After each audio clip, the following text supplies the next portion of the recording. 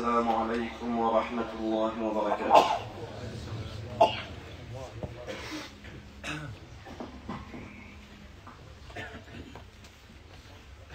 الله أكبر الله أكبر الله أكبر الله أكبر. أشهد أن لا إله إلا الله. أشهد أن لا إله إلا الله. أشهد أن محمدا رسول الله. أشهد أن محمدا رسول الله. حي على الصلاة.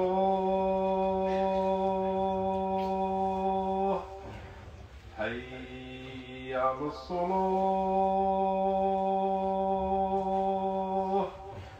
حي على الفلاح.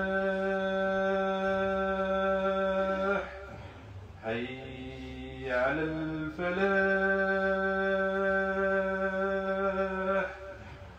الله أكبر الله أكبر. لا إله إلا الله. تقاربوا بارك الله فيكم. Essayez d'avancer au maximum.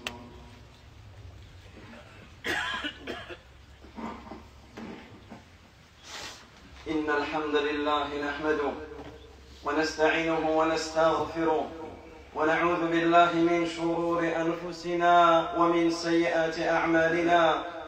من يهده الله فلا مضل له ومن يضلل فلا هادي له. وأشهد أن لا إله إلا الله وحده لا شريك له. وأشهد أن محمدًا عبده ورسوله صلى الله عليه وعلى آله وصحبه وسلم تسليما كثيرا. أيها العباد، أوصيكم ونفسي بتقوى الله، فإن من اتقى الله وقاه وأرشده إلى خير أمور دينه ودنياه. أيها العباد، إن العبد كلما ازداد علما بأمور الآخرة وتفاصيلها في ضوء ما جاء في كتاب الله وسنة نبيه صلى الله عليه وسلم ازداد نصحا لنفسه واستعدادا لذلك اليوم العظيم. Chers serviteurs d'Allah tabaraka wa ta'ala, je vous recommande ainsi qu'à moi-même la crainte d'Allah azza wa jal, car celui qui craint Allah tabaraka wa ta'ala obtiendra le succès ici-bas et dans l'au-delà. Celui qui craint Allah tabaraka wa ta'ala en lui obéissant et en s'écartant de sa désobéissance obtiendra la joie et la meilleure des vies. Il sera protégé, préservé, guidé par le Seigneur et le Créateur des cieux et de la terre.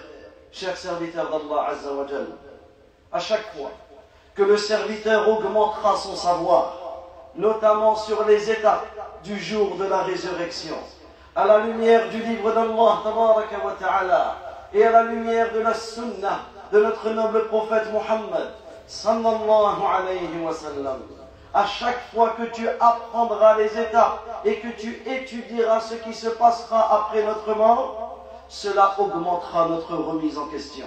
Cela nous aidera à être de bons conseillers envers nous-mêmes, envers notre propre âme, et cela t'aidera à te préparer à la venue d'un jour terrible, le jour où nous nous tiendrons debout devant le Seigneur de l'univers, ce jour où une forte chaleur, cette chaleur sera intense. Nous devons nous préparer ici-bas, afin de ne pas goûter aux terreurs, aux effrois de ce jour terrible. Nous devons nous préparer ici-bas, afin de pouvoir obtenir le succès et les bienfaits qu'Allah tabaraka wa ta'ala a préparés pour les croyants durant ce jour des bienfaits innombrables.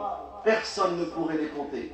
أيها العباد ومن شدائد ذلك اليوم أن الناس يوم البعث يقفون عطاشا اشتدت بهم الحاجة إلى الماء. Et parmi, chers serviteurs d'Allah Azza wa Jal, les étapes effroyables du jour de la résurrection, du jour dernier, du jour où nous sortirons de nos tombes. Sachez que nous sortirons de nos tombes assoiffés, nous sortirons de nos tombes désaltérés. Les gens seront dans l'attente, assoiffés, désaltérés. Ils auront tellement soif, ils auront tellement besoin d'eau, comme jamais de leur vie ils n'ont besoin. Alors, nous devons nous préparer dès maintenant à ce jour-là. Voyez-vous comment nous nous préparons déjà ici-bas, lorsque l'on sait que les fortes chaleurs arrivent, lorsque l'on sait que l'on va rester dans un endroit où nous aurons soif. Nous nous préparons à la soif encore plus que nous préparons à la faim. Car le fait d'avoir soif est bien plus dangereux pour l'être humain que le fait d'avoir faim. Regardez comment ici-bas, notamment ici dans ces fortes chaleurs, comment nous nous préparons nos familles, comment nous préparons nos enfants à bien s'altérer, à bien prendre des provisions, etc.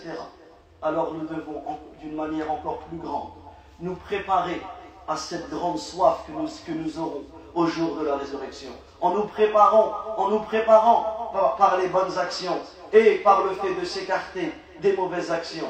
أيها العباد وبين العباد يوم القيامة في عرصات يوم القيامة حوض مولود ألا ما أهنها ألا ما أجمله ألا ما أعظم هناءة من شرب منه ونسأل الله العظيم أن يجعلنا منهم.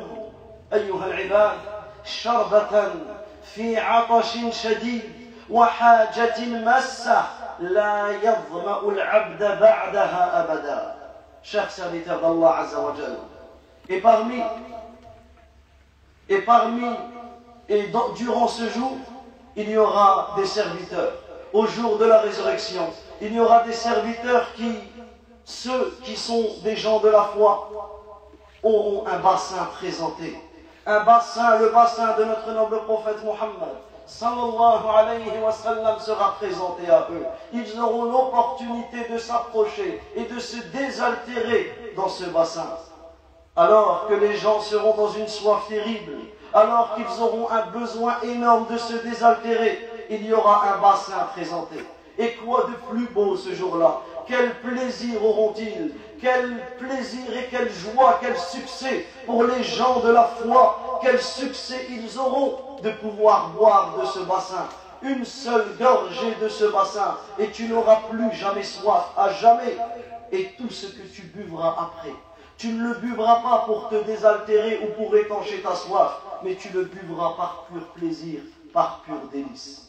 Chers serviteurs d'Allah Azza wa Jalla, quel honneur, quelle fierté pour les croyants ce jour-là. Un bassin magnifique, un bassin grandiose, le bassin de notre noble prophète Muhammad sallallahu alayhi wa sallam. Et le prophète alayhi salatu wa sallam lui-même nous le dit dans un hadith authentique rapporté par l'imam Muslim. Le prophète alayhi salatu wa sallam, il décrit lui-même dans plusieurs hadiths son bassin. Il dit: par celui qui détient l'âme de Muhammad sallallahu alayhi wa sallam dans sa main, ces récipients sont plus nombreux que les étoiles et les astres qui se trouvent dans le ciel au cours d'une nuit sombre et éclairée. C'est le nom Aniyatul Jannah. Ce sont des récipients du paradis. Ce sont des récipients du paradis. Celui qui en boira n'aura plus jamais soif. Et il y aura deux gouttières, deux fontaines du paradis qui couleront dans ce bassin. Et celui qui en boira n'aura plus jamais soif. Sa longueur et sa largeur sont pareilles et mesurent la distance qui sépare Amman de Ayla. Amman en Jordanie, Ayla qui est de l'autre côté de la Jordanie, du côté actuellement Aqaba. C'était connu au temps des pèlerins. Les pèlerins qui allaient à la Mecque en provenance d'Égypte, ils passaient par cet endroit-là. Son eau, ma'uhu ashaddu bayadan min al-laban. Son eau est plus blanche que le lait. وأحلى من العسل, elle est plus sucrée, elle est plus douce que le miel. Chers serviteurs d'Allah Azza wa Jalla, le bassin de notre noble prophète Muhammad, alayhi salatu wa salam, la distance pour le parcourir équivaut à la distance d'un mois de marche. Son odeur est meilleure que l'odeur du musc. Sa couleur est plus blanche que la neige. La croyance au bassin est une obligation. Cela fait partie de la croyance au jour dernier, qui fait partie des piliers de la foi. Et celui qui rejette ce point n'aura pas concrétisé sa foi. C'est un véritable bassin qui existe dès à présent et qui sera présenté aux croyants au jour de la résurrection. Et d'autres seront repoussés. D'autres personnes seront repoussées. D'autres personnes ne pourront pas accéder à ce bassin. Ceux qui n'ont pas suivi la sunna de notre noble prophète Muhammad sallallahu alayhi wa sallam, ceux qui ont innové dans la religion, ceux qui ont mis au grand jour leurs grands péchés, ceux qui ont voulu éteindre la vérité, toutes ces personnes-là ne pourront pas se présenter au bassin de notre noble prophète alayhi salatu wa sallam.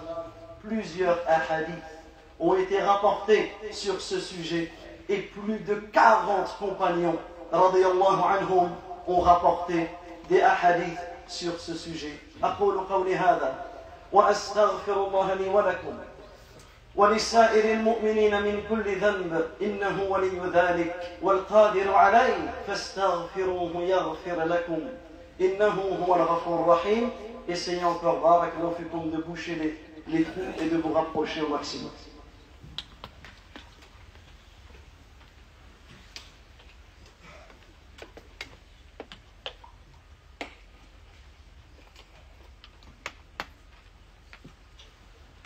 الحمد لله رب العالمين الرحمن الرحيم مالك يوم الدين وأصلي وأسلم على أشرف الأنبياء والمرسلين نبينا محمد وعلى آله وصحبه أجمعين. أيها العباد، روى مسلم في صحيحه من حديث أنس رضي الله عنه قال بين رسول الله صلى الله عليه وسلم ذات يوم بين أظهرنا.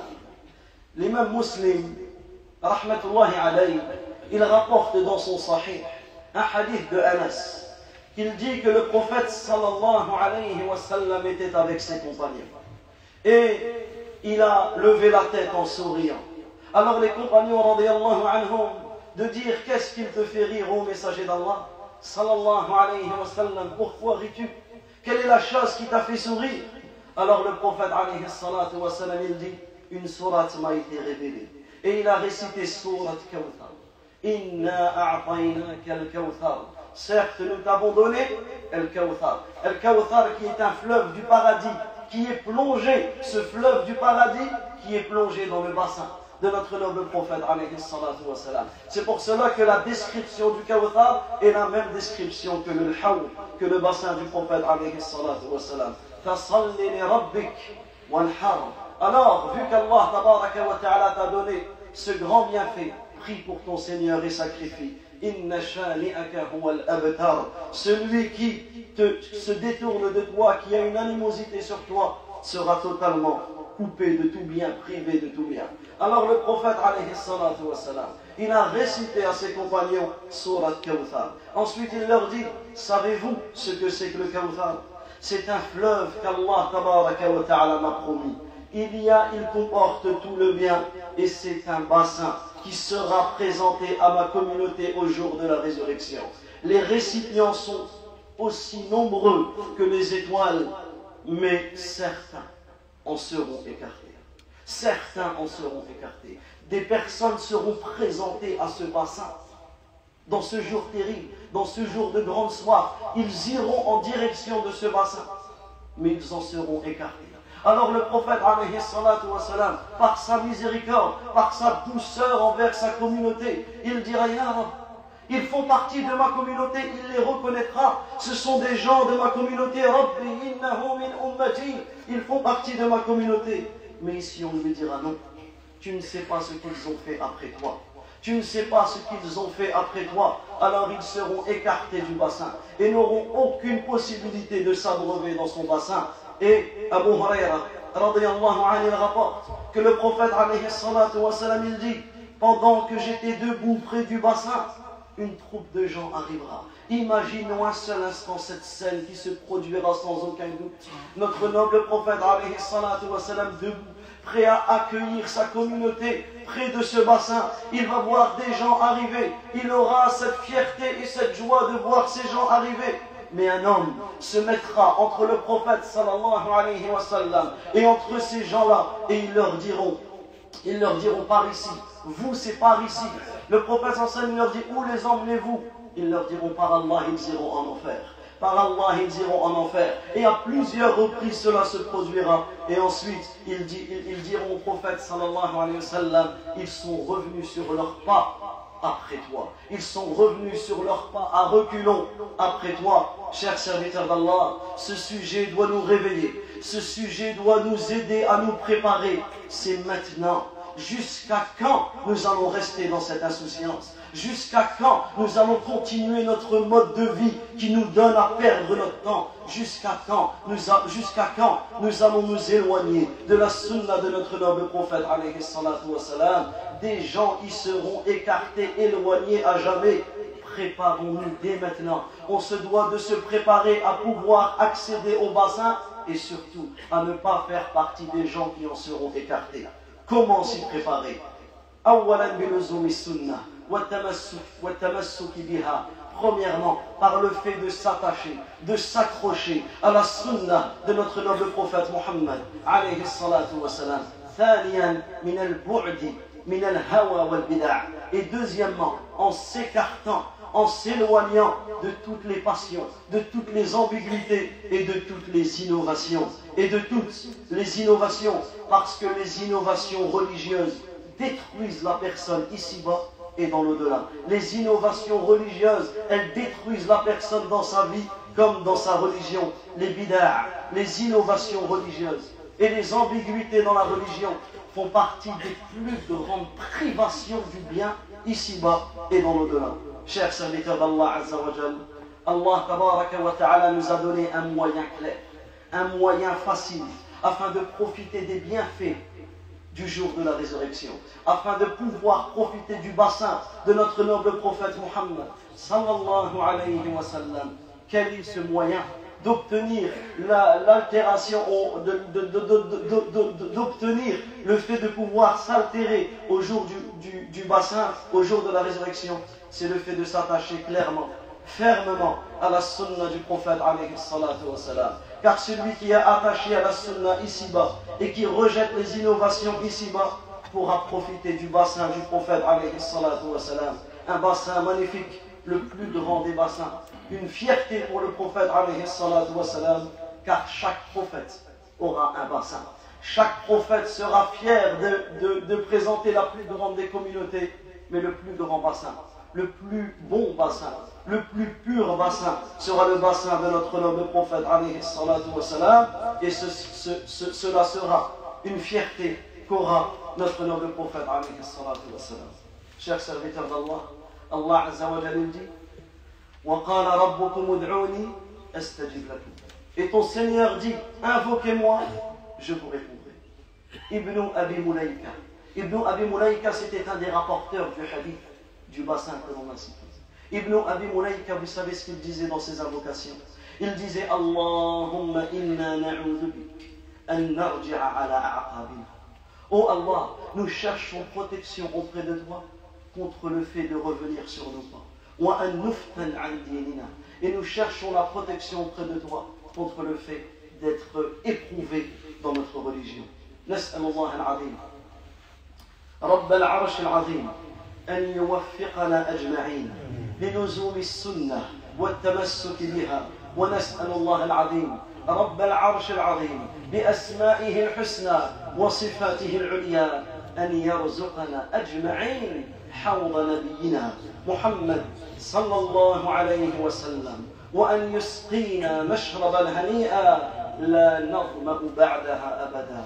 وهذا وصلوا وسلموا على رسولنا الكريم محمد بن عبد الله صلوات الله وسلامه وبركاته عليه، كما أمركم الله جل وعلا في كتابه: إن الله وملائكته يصلون على النبي يا أيها الذين آمنوا صلوا عليه وسلموا تسليما. وقال النبي صلى الله عليه وسلم من صلى علي واحدا صلى الله عليه بها 10. اللهم صل على محمد وعلى آل محمد كما صليت على إبراهيم وعلى آل إبراهيم إنك حميد مجيد، وبارك على محمد وعلى آل محمد كما باركت على إبراهيم وعلى آل إبراهيم إنك حميد مجيد. اللهم إنا نسألك الجنة وما قرب إليها من قول أو عمل، ونعوذ بك من النار وما قرب إليها من قول أو عمل. اللهم اغفر لنا ذنبنا كله، دقه وجله، أوله وآخره، علانيته وسره. اللهم اغفر لنا ولوالدينا، اللهم اغفر لنا ولوالدينا، رب ارحمهما كما ربيانا صغيرا، رب ارحمهما كما ربيانا صغيرا. اللهم اغفر للمسلمين والمسلمات والمؤمنين والمؤمنات الأحياء منهم والأموات. ربنا آتنا في الدنيا حسنة وفي الآخرة حسنة وقنا عذاب النار. اللهم إنا نسألك الهدى والتقى والعفة والغنى. اللهم احفظ المسلمين في كل مكان، اللهم احفظ المسلمين في كل مكان. اللهم احفظ إخواننا في فلسطين، اللهم احفظ إخواننا في غزة وفي سائر بلاد المسلمين. اللهم احفظهم، اللهم اشف مرضاهم، اللهم ارحم موتاهم. اللهم كن لهم نصيرا ومعينا، اللهم كن لهم نصيرا ومعينا. اللهم أعز الإسلام والمسلمين، اللهم أعز الإسلام والمسلمين وأذل الشرك والمشركين ودمر أعداء الدين. اللهم إنا نسألك بأسمائك الحسنى وصفاتك العليا أن تهدينا جميعا إلى صراطك المستقيم. وآخر دعوانا أن الحمد لله رب العالمين.